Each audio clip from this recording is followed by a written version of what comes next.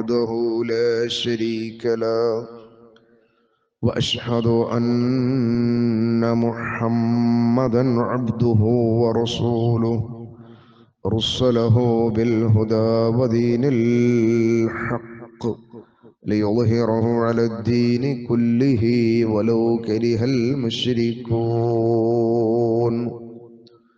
اللهم صل على محمد وعلى آل محمد كما صليت على إبراهيم وعلى آل إبراهيم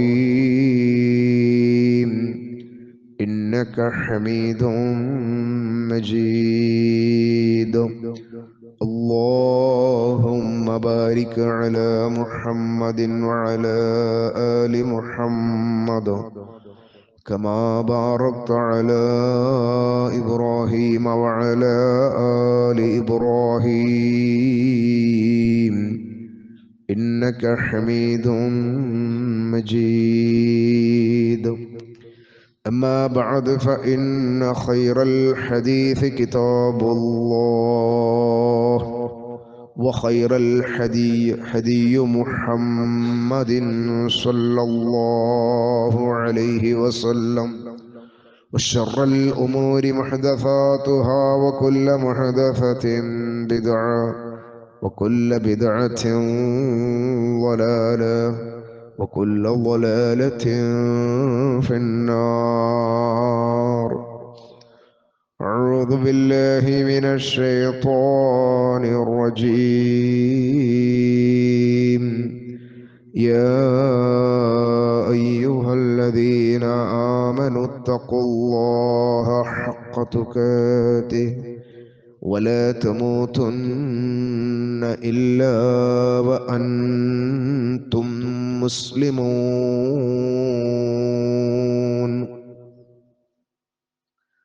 بسم الله الرحمن الرحيم ربنا وأدخلهم جنات عدن التي وعدتهم ومن صلح من آبائهم وأزواجهم وذرياتهم إنك أنت العزيز الحكيم.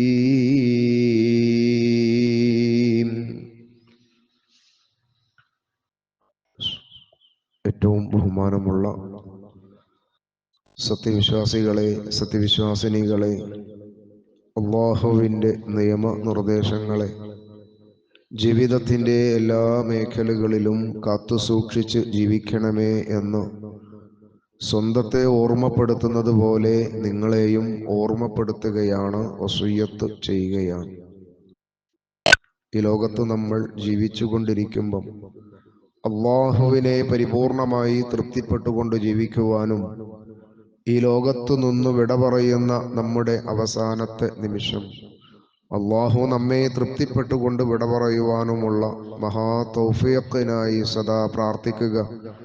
അല്ലാഹു സുബ്ഹാനഹു തആല അവന്റെ ഇഷ്ടദാസന്മാരിൽ നമ്മയും ചേർക്കുമാറാവട്ടെ. സഹോദരങ്ങളെ, നമ്മൾ കാത്തിരുന്ന, ആവേശത്തോടെ നമ്മൾ കാത്തിരുന്ന പരിശുദ്ധ റമദാനിന്റെ ദിനരാത്രങ്ങളിലൂടെയാണ് നമ്മൾ കഴിഞ്ഞുകൊണ്ടിരിക്കുന്നത്. പരിശുദ്ധ റമദാനിലെ ഒന്നാമത്തെ ജുമുഅയിലാണ് നമ്മൾ എത്തിയിട്ടുള്ളത്. ഇനി ഏതാനും ദിവസങ്ങൾ എത്ര പെട്ടെന്നാണ് നമ്മളിൽ നിന്ന് അവസാനിച്ചു പോവുക എന്നത് നമുക്കെല്ലാവർക്കും ബോധ്യമുള്ളതാണ്. റമദാനിന്റെ അവസാനത്തെ ദിവസം വരുമ്പോഴാണ് പലപ്പോഴും നമ്മൾ നഷ്ടപ്പെട്ട ദിവസങ്ങളെ കുറിച്ച് ഓർക്കാറുള്ളത്. സഹോദരങ്ങളെ, നമുക്ക് ലഭിച്ചിട്ടുള്ള ഈ പരിശുദ്ധ റമദാനിന്റെ അതിൻ്റെ ദിനരാത്രങ്ങൾ വളരെ നമുക്ക് ഉപകാരപ്പെടുന്ന തരത്തിൽ തന്നെ അതിൻ്റെ ഓരോ മിനിറ്റുകളും നമുക്ക് അനുകൂലമാകുന്ന തരത്തിൽ തന്നെ ശ്രദ്ധയോടുകൂടി ഉപയോഗപ്പെടുത്തണമെന്ന് ഈ സന്ദർഭത്തിൽ ഒരിക്കൽ കൂടി ഓർമ്മപ്പെടുത്തുകയാണ്. അല്ലാഹു സുബ്ഹാനഹു തആല പരിശുദ്ധ ഖുർആനിൽ അള്ളാഹുവിനെ ഇഷ്ടപ്പെടുന്ന, അള്ളാഹുവിനിൽ തഖ്വയുള്ള ആളുകൾക്ക് അള്ളാഹു നൽകുന്ന,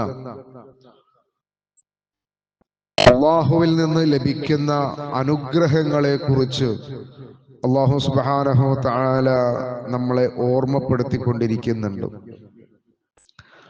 അള്ളാഹു പറയാണ്, പടച്ച തമ്പുരാനിൽ കൃത്യമായിട്ട് ഭരമേൽപ്പിക്കുന്ന ആളുകൾക്ക്, അള്ളാഹുവിൽ തഖ്വയുള്ള ആളുകൾക്ക് അള്ളാഹു സുബ്ഹാനഹു വ തആല വമൻ യത്തഖില്ലാഹ യജ്അൽ ലഹു മിൻ അംരിഹി യുസ്റ എന്ന് പറയുന്ന ഒരു ആയത്തും, അതേപോലെ തന്നെ മറ്റൊരു ആയത്തും അല്ലാഹു സുബ്ഹാനഹു വ തആല അതിന്റെ തൊട്ടടുത്ത ആയത്തിൽ പറയുന്നു, വമൻ യത്തഖില്ലാഹ യജ്അൽ ലഹു മഖ്റജ. അല്ലാഹുവിൽ സൂക്ഷ്മത കാണിക്കുന്ന ആളുകൾക്ക് അല്ലാഹു അവൻ ഉദ്ദേശിക്കുന്ന തരത്തിൽ ആ ആളുകൾക്ക് രക്ഷാമാർഗങ്ങൾ ഒരുക്കി കൊടുക്കും എന്നാണ്. അതുപോലെ തന്നെ അള്ളാഹുവിൽ തഖ്വയോടുകൂടി ജീവിക്കുന്ന മനുഷ്യർക്ക് അല്ലാഹു സുബ്ഹാനഹു വ തആല അവരുടെ കാര്യങ്ങൾ അല്ലാഹു എളുപ്പമാക്കി കൊടുക്കും. ഈ രണ്ട് ആയത്തും പരിശുദ്ധ ഖുർആനിലെ സൂറത്തു ത്വലാഖ് എന്ന് പറയുന്ന അധ്യായത്തിന്റെ ആദ്യ ഭാഗത്ത് വന്ന ആയത്തുകളാണ്. സഹധർമ്മിണിമാരായി കഴിയുന്ന നമ്മുടെ ഭാര്യമാർ അവരോട് നീതി കാണിക്കേണ്ടുന്നതിന്റെ ഭാഗമായിട്ട് ചില കാര്യങ്ങൾ പറഞ്ഞതിനു ശേഷം വളരെ ഗൗരവത്തോടു കൂടിയാണ് നിങ്ങളുടെ തഖ്വയെ കുറിച്ച്, നിങ്ങളുടെ ഭയഭക്തിയെ കുറിച്ച്, അവരോട് കാണിക്കേണ്ടുന്ന സമീപനങ്ങളിൽ സ്വീകരിക്കേണ്ടുന്ന നിലപാടുകളെ കുറിച്ച് അല്ലാഹു സുബ്ഹാനഹു വ തആല ഓർമ്മപ്പെടുത്തുന്നത്. ആയത്തിന്റെ അവസാന ഭാഗം വരുന്നത് വളരെ കൃത്യമായി കൊണ്ട് ഇങ്ങനെയാണ്, അള്ളാഹുവിൽ തഖ്വ ബോധമുള്ളവരായിരിക്കണം മനുഷ്യർ എന്ന്. ഈ തഖ്വയുടെ ഏറ്റവും കൃത്യമായിട്ടുള്ള ഒരു മാസമാണ് പരിശുദ്ധ റമദാൻ. ജീവിതത്തിന്റെ നിഖില മേഖലകളിലും സൂക്ഷ്മതകളുടെ പ്രത്യേകമായിട്ടുള്ള ഒരു സമീപനം മനുഷ്യന് സ്വീകരിക്കാൻ സാധിക്കുന്നുണ്ട്. പുണ്യങ്ങളുടെ പുക്കാലം എന്ന പരിശുദ്ധ റമദാനിനെ പറയുമ്പോൾ അത് എങ്ങനെയാണ് പുണ്യങ്ങളാകുന്നത്? ജീവിതത്തിന്റെ ഓരോ മേഖലകളിലും അള്ളാഹു നമുക്ക് പുണ്യങ്ങൾ ധാരാളമായിട്ട് നൽകുമെന്ന് അള്ളാഹു പറയുകയാണ്. പരിശുദ്ധ റമദാനിന്റെ രാത്രികാലങ്ങളിലെ നമസ്കാരം, ആ നമസ്കാരം നമുക്ക് ഒരുപാട് പുണ്യം ലഭിക്കുന്ന, പടച്ച തമ്പുരാന്റെ മാർഗത്തിൽ നമുക്ക് അള്ളാഹു കബൂലാക്കുകയാണെങ്കിൽ നമ്മുടെ ജീവിതത്തിൽ വളരെ അനുകൂലമാകുന്ന ഒരുപാട് മഹാനുഗ്രഹങ്ങൾ റബ്ബിൽ നിന്ന് ചേർക്കപ്പെടുന്നതാണ് രാത്രികാലങ്ങളിലെ നമസ്കാരം. അതുപോലെ തന്നെ നമ്മൾ അത്താഴത്തിന് വേണ്ടി എഴുന്നേൽക്കുന്ന സമയം, ആ സമയവും നോമ്പ് നോൽക്കുന്നതിന് വേണ്ടിയുള്ള തയ്യാറെടുപ്പിന് എന്തെങ്കിലും ഒരൽപ്പം കഴിക്കുന്നതും അള്ളാഹുവിന്റെ ബർക്കത്ത്, അള്ളാഹുവിൽ നിന്നുള്ള ബർക്കത്ത് ലഭിക്കുന്ന സമയമാണ്. ആ സന്ദർഭങ്ങളിലെ പ്രാർത്ഥന അള്ളാഹുവിൽ നിന്ന് ഉത്തരം ലഭിക്കുന്ന സന്ദർഭങ്ങളാണ്.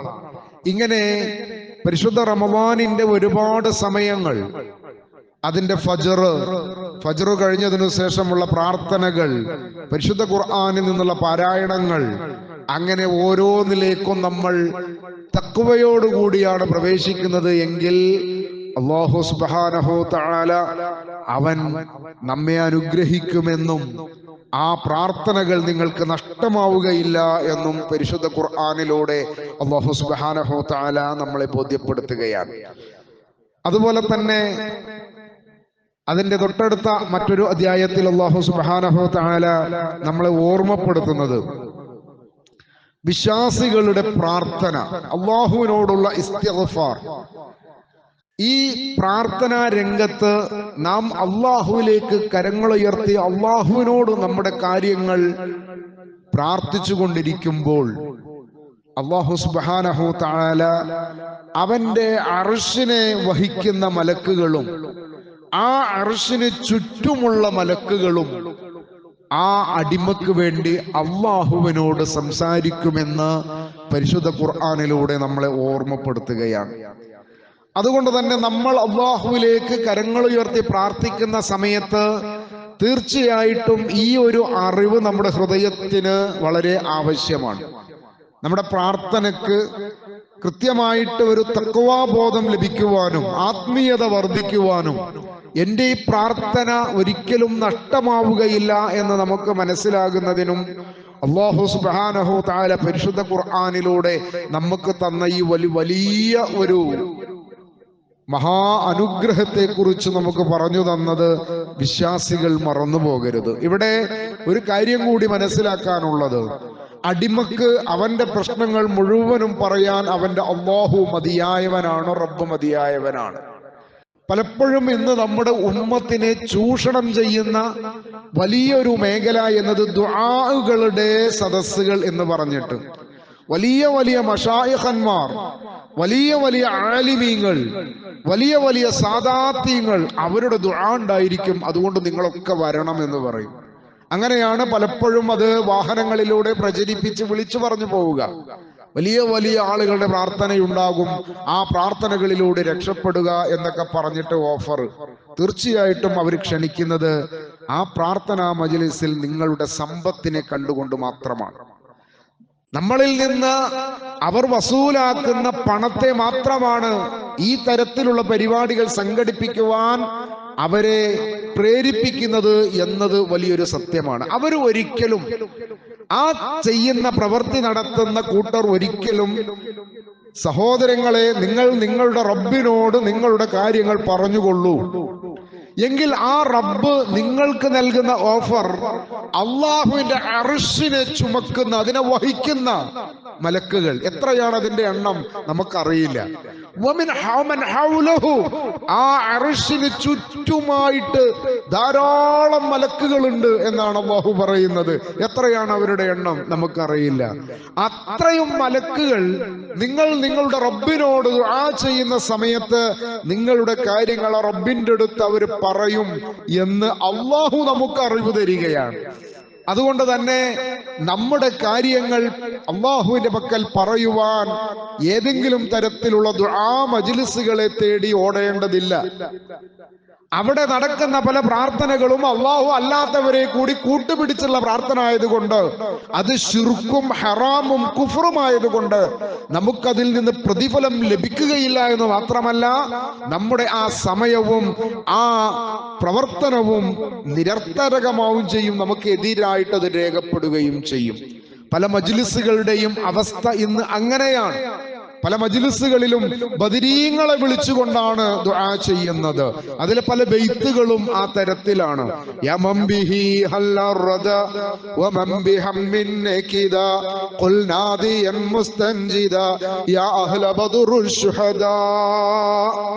ഇങ്ങനെ പാടിക്കൊണ്ടാണ് ഒരുപാട് മജ്‌ലിസുകളിൽ ദുആ ആരംഭിക്കുന്നത് തന്നെ. ആ പ്രാർത്ഥനയുടെ ആരംഭം തന്നെ ശിർക്കാണ്, കുഫ്റാണ്. അതുകൊണ്ട് ആ പ്രാർത്ഥനക്ക് അല്ലാഹുവിൽ നിന്ന് ഉത്തരം ലഭിക്കുകയില്ല എന്ന് മാത്രമല്ല, ആ പ്രാർത്ഥന നമുക്ക് എതിരായി കൊണ്ട് രേഖപ്പെടുകയും ചെയ്യും. അതുകൊണ്ട് തന്നെ മനുഷ്യർ അവരുടെ റബ്ബിനോട് പ്രാർത്ഥിക്കാൻ നിങ്ങൾ ഒരാളെയും പേടിപ്പോകേണ്ടതില്ല.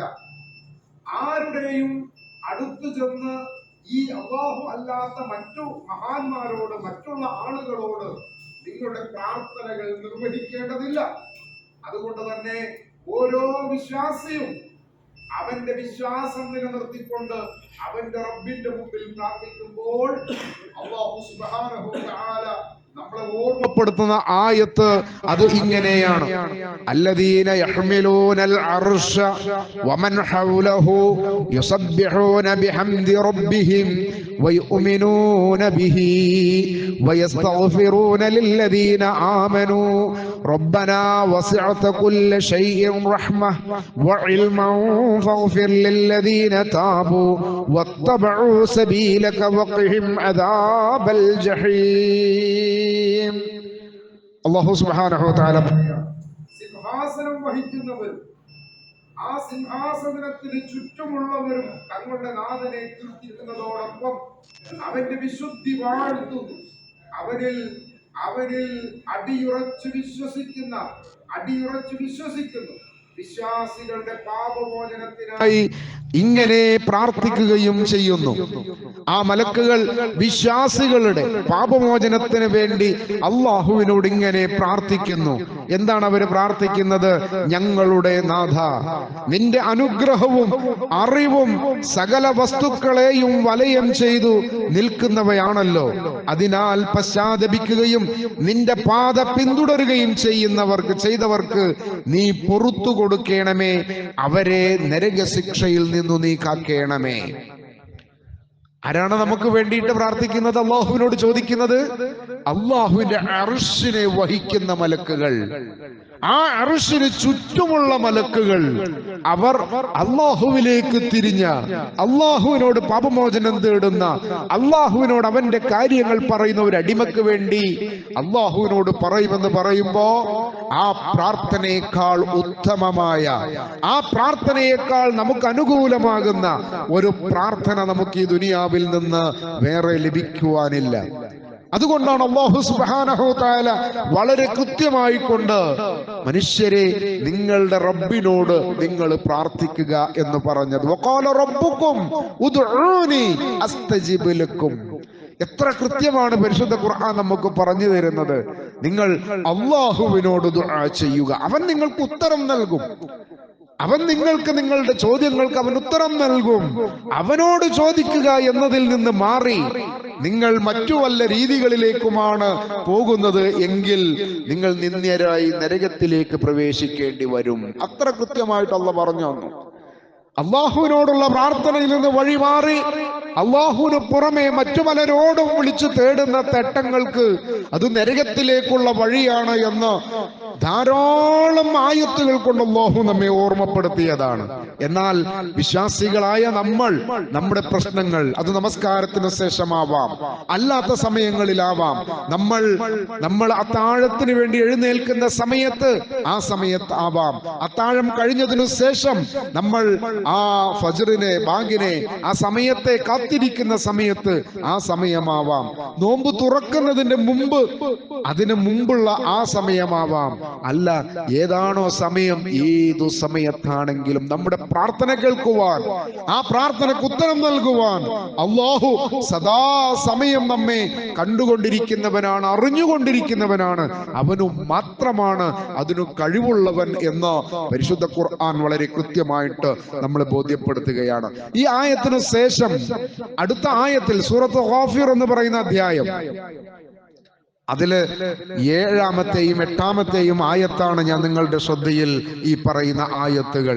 അതിന്റെ 8-ാമത്തെ ആയത്തിൽ അല്ലാഹു സുബ്ഹാനഹു വ തആല പറയുന്നത്, ആ മലക്കുകൾ, ആ അർശിനെ ചുമക്കുന്ന, അതിനെ വഹിക്കുന്ന, അതിന് ചുറ്റുമുള്ള മലക്കുകൾ ഈ അടിമക്ക് വേണ്ടി അല്ലാഹുവിനോട് പറയും, അല്ലാഹുവേ അവർക്ക് നീ പാപമോചനം നൽകണമേ, അവരെ നീ നരകശിക്ഷയിൽ നിന്ന് നീ കാത്തുകൊള്ളണമേ എന്ന് അല്ലാഹുവിനോട് അവര് പ്രാർത്ഥിക്കും. ആ മലക്കുകൾ വീണ്ടും അല്ലാഹുവിനോട് പറയുന്നു, റബ്ബന, അല്ലാഹുവേ ഞങ്ങളുടെ റബ്ബേ, വഅദ്ഖിൽഹും ജന്നാതി അദ്നില്ലതി വഅദ്തഹും, അല്ലാഹുവേ ഞങ്ങളുടെ നാഥ അവർക്ക് നീ വാഗ്ദാനം ചെയ്ത നിത്യവാസത്തിനുള്ള സ്വർഗം അവരെ നീ പ്രവേശിപ്പിക്കണമേ.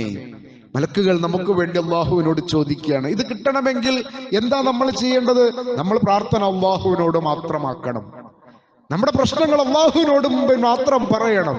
ആ റബ്ബിന്റെ മുമ്പിൽ നമ്മുടെ കാര്യങ്ങൾ നമ്മൾ അല്ലാഹുവിനോട് പറയുമ്പോ അള്ളാഹുവിനോട് നമുക്ക് വേണ്ടി ശുപാർശകരായി അള്ളാഹു അവരെ, അങ്ങനെയാണ് അവരെ നിശ്ചയിച്ചിട്ടുള്ളത്. അള്ളാഹുവിന്റെ അടിമകളുടെ പ്രാർത്ഥനകൾ അള്ളാഹുവിനോട് അവർക്ക് വേണ്ടി ശുപാർശ ചെയ്യുക, അവർക്ക് വേണ്ടി അള്ളാഹുവിനോട് സംസാരിക്കുക, അതാണ് ആ മലക്കുകൾക്ക് അള്ളാഹു നൽകിയിട്ടുള്ള ഡ്യൂട്ടി. അതാണ് അവരുടെ നിർവഹണം.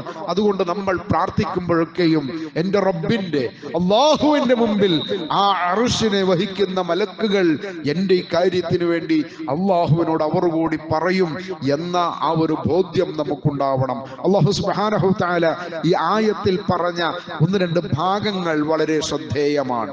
പ്രത്യേകിച്ച് ഈ കാലഘട്ടത്തിൽ നമ്മൾ ശ്രദ്ധിക്കേണ്ടുന്ന ചില സംഗതികൾ കൂടി ഈ ആയത്തിൽ വല്ലാത്ത അത്ഭുതകരമായി കൊണ്ട് അല്ലാഹു ഒന്ന് ടച്ച് ചെയ്തിട്ടുണ്ട്. അല്ലാഹു പറയണം, മലക്കുകൾ പറയുന്നു, റബ്ബനാ വഅദ്ഖിൽഹും ജന്നാതി അദ്നില്ലതി വഅദ്തഹും വമൻ സ്വലഹ മിൻ ആബാഇഹിം വഅസ്വാജിഹിം വദുരിയാതിഹിം. ഈ പ്രാർത്ഥിക്കുന്ന മനുഷ്യന്റെ അവന്റെ മക്കളെയും അവന്റെ മാതാപിതാക്കളെയും അല്ലാഹുവേ സ്വർഗത്തിന്റെ അഹ്ലുകാരാക്കണമേ എന്ന് മലക്കുകൾ അല്ലാഹുവിനോട് പ്രാർത്ഥിക്കും, അല്ലാഹുവിനോട് പറയും. പക്ഷേ അല്ലാഹു അവിടെ ആ പ്രാർത്ഥന ലഭിക്കുന്ന ആളുകളുടെ ക്വാളിറ്റിയെ ഒരു ചെറുതായിട്ടൊന്ന് അവിടെ ഒന്ന് അടയാളപ്പെടുത്തി. അതിങ്ങനെയാണ്, വമൻ സ്വലഹ. മകൻ മുഅ്മിനായതുകൊണ്ട് കാര്യമില്ല, പിതാവ് അല്ലാഹുവിനോട് മാത്രം പ്രാർത്ഥിക്കുന്നവനായതുകൊണ്ട് അത് മക്കൾക്ക് കൂടി കിട്ടുമെന്ന് പറയുന്നില്ല. കിട്ടണമെങ്കിൽ ആ മാതാപിതാക്കൾ, മാതാവും പിതാവും മക്കളും അടങ്ങുന്ന കുടുംബം, അവർ സ്വലഹ, സ്വാലിഹീങ്ങൾ, സദ്വൃത്തരായ ആളുകളായിരിക്കണം എന്നതാണ്. പലപ്പോഴും ഇന്ന് മക്കളുടെ കാര്യത്തിൽ വല്ലാത്ത ആശങ്കയിലാണ് പൊതുവെ നമ്മുടെ കേരളം തന്നെ. കേരളമൊക്കെ ഇത്ര അസ്വസ്ഥമാകുമെന്ന് നമ്മൾ ഒരിക്കലും പ്രതീക്ഷിച്ചിട്ടില്ല. എപ്പോഴാണ് മകന്റെ കൈ കൊണ്ട് പിതാവ് മരിക്കേണ്ടി വരിക, എപ്പോഴാണ് മകന്റെ കൈ കൊണ്ട് മാതാവ് മരിക്കേണ്ടി വരിക എന്ന് അറിയാൻ പറ്റാത്ത ആ ഒരു ഭയപ്പാടുള്ള ഒരു ബേജാറിന്റെ വാർത്തകളാണ് നമ്മുടെ മുമ്പിൽ പലപ്പോഴും നമ്മൾ വായിച്ചു കേൾക്കുന്നത്, പറഞ്ഞു കേൾക്കുന്നത്. കഴിഞ്ഞ ദിവസമാണ് അഫാൻ എന്ന് പറയുന്ന 24 വയസ്സ് പ്രായമുള്ള അയൽവാസികളാലൊക്കെയും ഇന്ന് വരെ ഒരു ദ്രോഹമോ ഉപദ്രവമോ അപകടകരമോ കണ്ടിട്ടില്ലാത്ത ഒരു ചെറുപ്പക്കാരൻ. അതാണ് അത്ഭുതം. അയൽവാസികൾക്കൊക്കെ പറയാനുള്ളത്, ഇന്ന് വരെ ഏതെങ്കിലും തരത്തിലുള്ള അപകടകരമായിട്ടുള്ള ഒരു നീക്കുപോക്കുകളും അവനും ഞങ്ങൾ കണ്ടിട്ടില്ല എന്നതാണ്. അതിന്റെ ഒരു പ്രത്യേക കാരണം അതും കൂടി നമ്മൾ മനസ്സിലാക്കണം. പഴയ കാലത്തുള്ള ലഹരികളെ പോലെയല്ല പുതിയ വിപണിയിൽ ലഭിക്കുന്ന ലഹരികൾ. ഈ ലഹരികൾ പലപ്പോഴും ആളുകൾക്ക് ഏതൊക്കെ സമയത്താണ് അവരുടെ മൈൻഡുകളെ മാറ്റിക്കൊടുക്കുന്നത് എന്നതുപോലും കണ്ടെത്താൻ കഴിഞ്ഞിട്ടില്ല. നമ്മൾ സാധാരണഗതിയിൽ കാണുമ്പോൾ ശാന്തന പ്രകൃതമായിട്ടുള്ള അവസ്ഥയിലും നല്ല സുമുഖനും സുന്ദരനും സുശീലനും ഒക്കെ ആയിട്ട് നമുക്ക് തോന്നുമെങ്കിലും അവരുടെ ആ ഒരു മൈൻഡിനെ വളരെ വൈകാരികമാക്കാനും വളരെ പ്രശ്നക്കാരനാക്കാനും സെക്കൻഡുകൾ മാത്രം മതിയാവുന്നതാണ് പുതിയ ലഹരികളുടെ പ്രശ്നങ്ങൾ എന്നത് ഏറ്റവും വലിയ അപകടങ്ങളാണ്. കഴിഞ്ഞ ദിവസം തെക്കൻ കേരളത്തിൽ നിന്ന് ഒരാളെ, ആ കുടുംബത്തെ മുഴുവനും പോലീസ് അറസ്റ്റ് ചെയ്ത് അയാളുടെ വീടിന്റെ ഉള്ളിൽ നിന്ന്, അടുക്കളയിലുള്ള പാത്രങ്ങളിൽ നിന്നാണ് കെട്ടുകണക്കിന് ലഹരികൾ ആ പാത്രങ്ങളിലാക്കി വീട്ടിൽ വെച്ചിരിക്കുകയാണ്. അദ്ദേഹത്തിന്റെ സ്ഥാപനത്തിൽ കൊണ്ടുപോയി കച്ചവടം ചെയ്യുന്ന ആൾ, ആ മനുഷ്യൻ അവിടത്തെ മഹല്ല് കമ്മിറ്റി, പള്ളി കമ്മിറ്റിയുടെ വൈസ് പ്രസിഡന്റ് കൂടി ആയിരുന്നു എന്ന് പറയുമ്പോൾ സഹോദരങ്ങളെ, എത്രമാത്രമാണ് നമ്മൾ ശ്രദ്ധിക്കേണ്ടത് എന്നതിനെ നമ്മൾ ഓർമ്മപ്പെടുത്തുകയാണ്. ഒരു പക്ഷെ ആ മനുഷ്യന്, അയാൾക്ക് മാത്രമേ അപമാനം ഉണ്ടാവുകയുള്ളൂ, അല്ലെങ്കിൽ ആ കുടുംബത്തിന്. പക്ഷേ കേരളത്തിൽ അദ്ദേഹത്തെ അറിയപ്പെടുന്നത് ഒരു മുസ്ലിം പള്ളിയുടെ വൈസ് പ്രസിഡന്റ് എന്നാണ്. അത് മുഴുവൻ പള്ളികൾക്കും മുഴുവൻ ആരാധനാലയങ്ങൾക്കും പ്രയാസമുണ്ടാക്കുന്ന വാർത്തയാണ്. അദ്ദേഹത്തോട് ഒരുപാട് തവണ വാണിംഗ് കൊടുത്തിട്ടുണ്ട് മഹല്ലിലെ ആളുകൾ. പക്ഷേ അതുപോലും അവഗണിച്ച് വീണ്ടും ഈ ലഹരിക്ക് സ്കൂളുകളിൽ നിന്ന് വരുന്ന ചെറിയ കുട്ടികൾക്ക് പോലും അദ്ദേഹം അത് വിതരണം ചെയ്തുകൊണ്ടിരിക്കുന്നു എന്ന് പറയുമ്പോ നമ്മളൊക്കെയും ഇതുപോലത്തെ ഓരോ വ്യക്തികളല്ലേ? നമ്മുടെയൊക്കെ ചിന്താമണ്ഡലങ്ങൾ ഇങ്ങനെയൊക്കെ ഉണ്ടോ? ആയതുകൊണ്ട് സഹോദരങ്ങളെ, നിങ്ങൾ ഈ ഒരു കാര്യത്തിൽ അതീവ ജാഗ്രത കാണിച്ചിട്ടില്ലെങ്കിൽ നമ്മുടെ ഈ സുന്ദരമായിട്ടുള്ള ഈ സമാധാനത്തിന്റെ പ്രത്യേകമായിട്ടുള്ള ഒരു ഭാഗം എന്ന് പറയുന്ന കേരളത്തെ ലോകത്തിനു മുമ്പിൽ തന്നെ വളരെയധികം നല്ല രീതിയിൽ അറിയപ്പെടുന്ന ഒരു കൊച്ചു രാജ്യമാണ് കേരളം. അറബികൾക്കിടയിൽ ഖൈറുള്ള എന്നാണ് കേരളത്തെ അവർ സംബോധന ചെയ്യാറുള്ളത്. അള്ളാഹുവിന്റെ ഖൈർ ധാരാളം ലഭിക്കപ്പെട്ട ഒരു കേന്ദ്രം എന്നാണ് കേരളത്തെ അറബികൾ വിളിക്കാറുള്ളത്. അവർ കേരള എന്ന് പറയല്ല, അവരെല്ലാവരും, എല്ലാ അറബികളും പറയാ ഖൈറുള്ള, അള്ളാഹുവിന്റെ ഖൈർ ലഭിച്ച ഒരു സ്ഥലം എന്നാണ്. മറ്റുള്ള സ്ഥലങ്ങളിലും ഇത് ദൈവത്തിന്റെ സ്വന്തം നാട് എന്നാണ് അറിയപ്പെട്ടിരുന്നത്. ആ നാട് ഇന്ന് വളരെയധികം അസ്വസ്ഥമാകുന്നത് ഈ ഒരു ലഹരി, ഇതൊരു വല്ലാത്ത അപകടകരമായ ഒരവസ്ഥയിലേക്കാണ്. സ്കൂളുകളിൽ നിന്ന് വിട്ടിറങ്ങുന്ന മക്കൾ അവർ റോട്ടിൽ വെച്ച് അടിച്ചു കൊല്ലുകയാണ് കൂടെയുള്ളവനെ. അവരുടെ വായിൽ നിന്ന് വരുന്ന വർത്തമാനം തന്നെ കൊല്ലട എന്ന് പറഞ്ഞിട്ടാ. അടികൊണ്ട് താഴെ വീണ് കൊടുക്കുന്ന സ്വന്തം സഹപാഠിയെ ആ കിടപ്പ് കണ്ട് ചത്തുപോയിട്ടുണ്ട് എന്ന് പറയുന്ന മക്കൾ. എവിടെയാണ് ഇവരുടെയൊക്കെ പ്രശ്നങ്ങൾ ഉണ്ടാകുന്നത്? എങ്ങനെയാണ് ഇത്ര ക്രൂരമായിട്ട് പരസ്പരം കലഹിക്കാൻ കഴിയുന്നത്? കലഹങ്ങൾ ഉണ്ടായിട്ടുണ്ട്, കലാലയങ്ങളിൽ അത് ഉണ്ടാവാറുണ്ട്. പക്ഷെ അതിനൊക്കെ അതിരുകൾ ഉണ്ടായിരുന്നു, അതിനൊക്കെ ചില മാനദണ്ഡങ്ങൾ ഉണ്ടായിരുന്നു, ചില സമയങ്ങൾ ഉണ്ടായിരുന്നു. ചില ഇലക്ഷനിലോ അതുപോലെയുള്ള വല്ല സന്ദർഭങ്ങളിലുമൊക്കെ ഒതുങ്ങി നിന്നിരുന്നത് ഇന്ന് ദിവസവും കലാലയങ്ങൾ അത് വല്ലാത്ത അപകടങ്ങൾ പിടിച്ച കലഹങ്ങളുടെയും ബഹളങ്ങളുടെയും കൊലപാതകങ്ങളുടെയും ഒക്കെ സ്ഥലങ്ങളായി മാറുന്നു. ഷഹബാസ് എന്ന് പറയുന്ന ആ സഹോദരൻ 10ാം ക്ലാസ് വിദ്യാർത്ഥിയാണ്. അതേ സമപ്രായക്കാരായിട്ടുള്ള കുട്ടികളാലാണ് കൊല്ലപ്പെടുന്നത്, അതിക്രൂരമായിട്ടാണ് കൊല്ലപ്പെടുന്നത്. സഹോദരങ്ങളെ, മാതാക്കളെ ആക്രമിക്കുന്ന മക്കൾ വീട്ടിലേക്ക് കടന്നു വരുമ്പോ എങ്ങനെയാ വരുന്നത് എന്നറിയാത്ത മാതാപിതാക്കൾ. അതുകൊണ്ട് അല്ലാഹു സുബ്ഹാനഹു തആല വിശ്വാസികളോട് പറയാ, മാതാവ് സ്വാലിഹായിരിക്കണം, പിതാവ് സ്വാലിഹായിരിക്കണം, മക്കളും സ്വാലിഹായിരിക്കണം. അത് അല്ലാഹു എത്ര കൃത്യമായിട്ടാണ് നമ്മളെ ബോധ്യപ്പെടുത്തിയത്.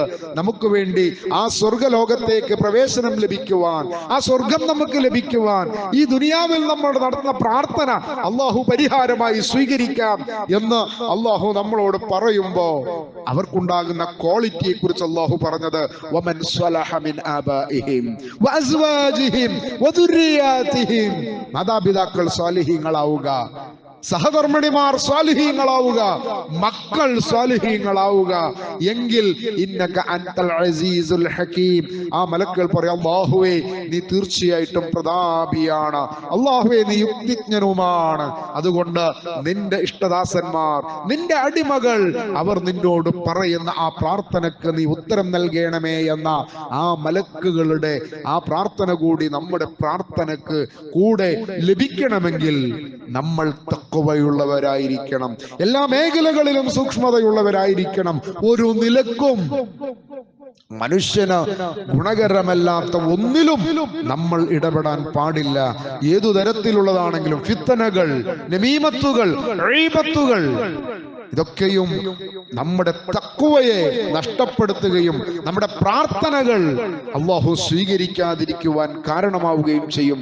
അതുകൊണ്ട് ഈ പരിശുദ്ധ റമദാനിൽ നമ്മൾ സ്വീകരിക്കുന്ന സൂക്ഷ്മതകൾ, നമ്മൾ അതിനു വേണ്ടി പരിശ്രമിക്കുന്ന പരിശ്രമങ്ങൾ, അതെല്ലാം അല്ലാഹു നമ്മളിൽ നിന്ന് കബൂലാക്കണമെങ്കിൽ തീർച്ചയായിട്ടും നിഖില മേഖലകളിലും നമ്മൾ കൃത്യമായിട്ടുള്ള ഒരു സംസ്കരണത്തിന്റെ, ഒരു പുതിയ തസ്ഖിയത്തിന്റെ ഒരു അവസ്ഥയിലേക്ക് നമ്മൾ തിരിച്ചു വരേണ്ടതുണ്ട്.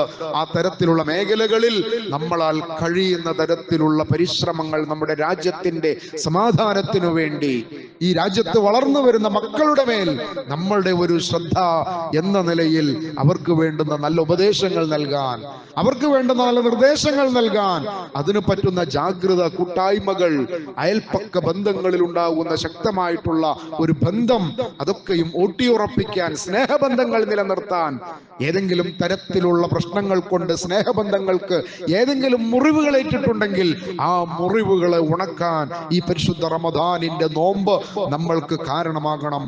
അല്ലാഹു ആ തരത്തിൽ ഇസ്സത്തോടുകൂടി കഴിയുന്ന വിശ്വാസികളിൽ നമ്മെ എല്ലാവരെയും അല്ലാഹു ചേർക്കുമാറാവട്ടെ.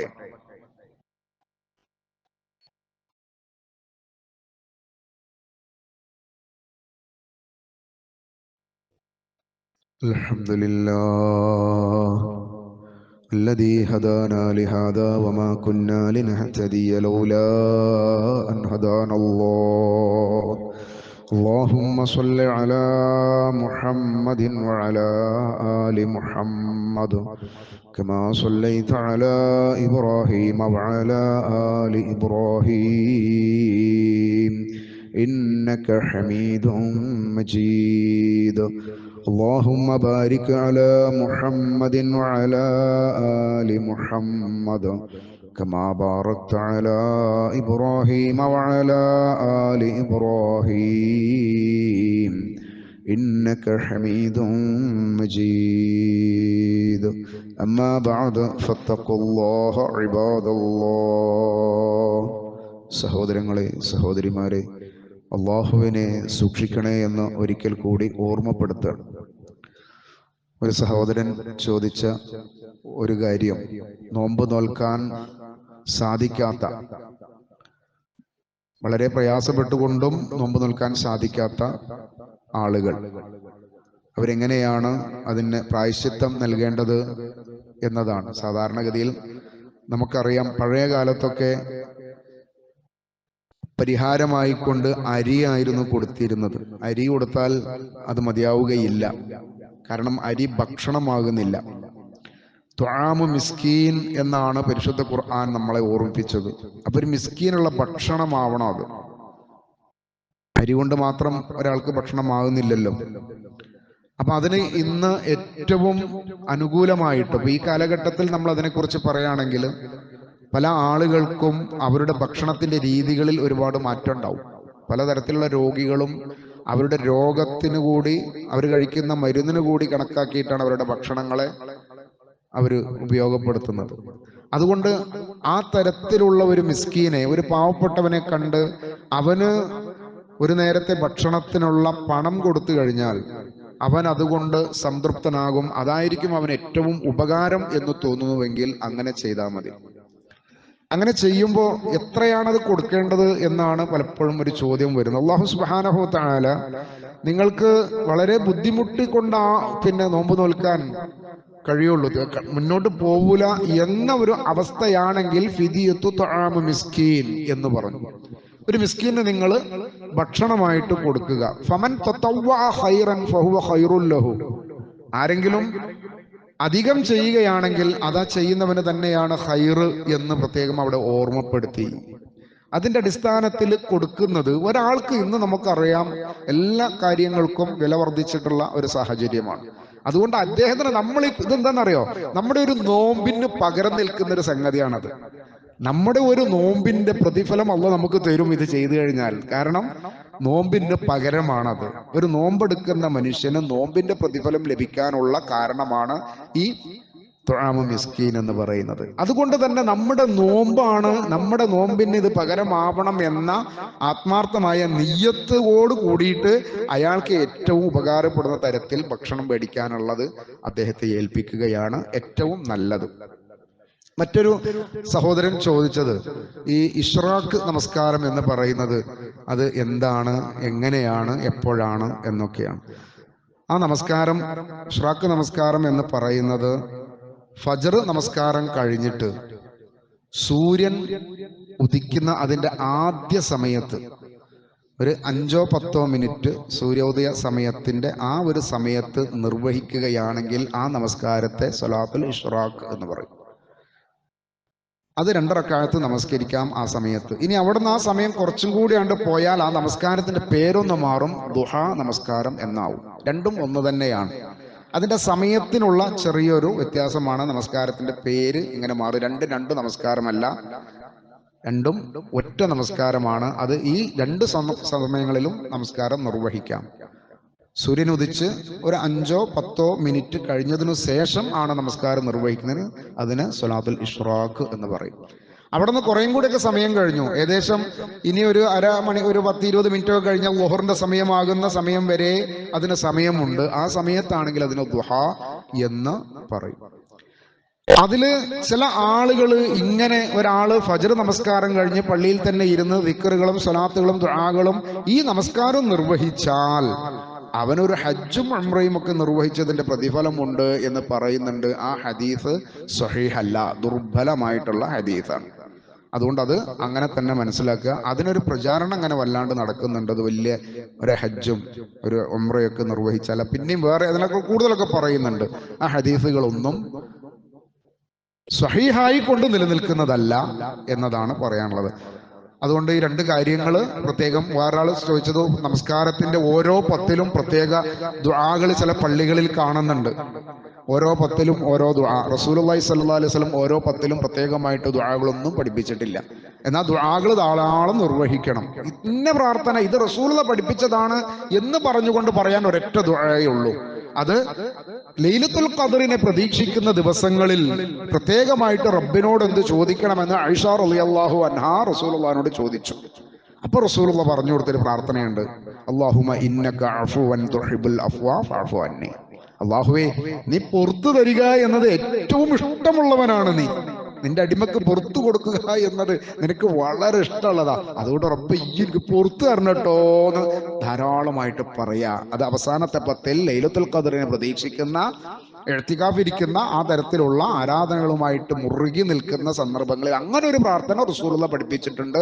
അത് സ്വഹീഹായി വന്നതാണ്. അല്ലാത്ത മറ്റിങ്ങനെ കുറെ പ്രാർത്ഥനകൾ എന്ന് പറയുന്നതൊന്നും റസൂലുള്ളയിൽ നിന്ന് സ്ഥിരപ്പെട്ടു വന്നതേ അല്ല. എന്നാൽ ഓരോ വഖത്തിലും അല്ലാത്ത സന്ദർഭങ്ങളിലും ധാരാളം പ്രാർത്ഥനകൾ, അത് പരിശുദ്ധ റമദാനിൽ നമുക്ക് പ്രത്യേകമായിട്ട് ധാരാളം പ്രതിഫലം ലഭിക്കുന്നതാണ് എന്ന് മനസ്സിലാക്കുക. അല്ലാഹു സുബ്ഹാനഹു തആല ഈ പരിശുദ്ധ റമദാൻ കഴിഞ്ഞ ദിവസങ്ങളിൽ നോമ്പ് അതിന്റെ പോരായ്മകൾ പരിഹരിച്ച് നാളെ മഹ്ശറയിൽ അള്ളാഹുവിന്റെ കോടതിയിൽ നമുക്ക് ഏറ്റവും അനുകൂലമായ സ്വാലിഹായ കർമ്മങ്ങളിൽ അള്ളാഹു നമ്മളിൽ നിന്ന് സ്വീകരിക്കുമാറാവട്ടെ.